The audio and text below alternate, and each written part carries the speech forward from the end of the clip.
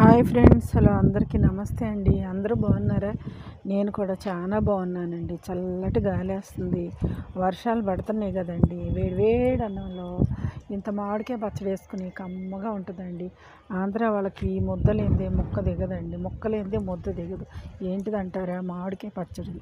చేపల ఎగురు కానీ, చేపల పులుసు కానీ అస్సలు వదిలిపెట్టండి. చాలా ఇష్టం మా వారికైతే. రోజు చేపల కూర వండి పెట్టినా కూడా అసలు ఇంకా ఓహో దుర్గా, అసలు ఇవాళ అద్భుతం, అమోహం, అసలు ఇక నువ్వే ఫస్ట్ నేనే ఫస్ట్ అన్నట్టు తినేస్తారండి. ఆయనకి అంత ఇష్టం అనమాట. ఎక్కువ చికెన్ మటన్ కన్నా ఆయన ఎక్కువ ఫిష్కే ప్రాముఖ్యత ఎక్కువ ఇస్తారండి. మరి తెలంగాణ వాళ్ళు అయితే బగారా చికెన్ లేనిదే అసలు ముద్ద లేపరండి. ఇవన్నిటికన్నా చికెన్ ఫ్రై చాలా బాగుంటుందండి.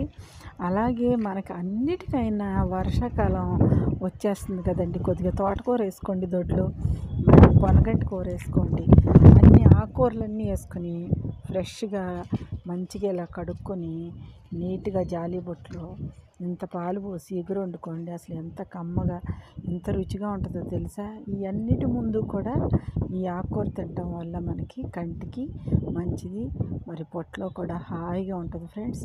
మరి మా వీడియోలన్నీ నచ్చుతున్నాయా? నచ్చితే లైక్ అండ్ సబ్స్క్రైబ్ చేసుకోండి. అన్నదాత సుఖీభవ విజయదుర్గ ఛానల్ ఉంది.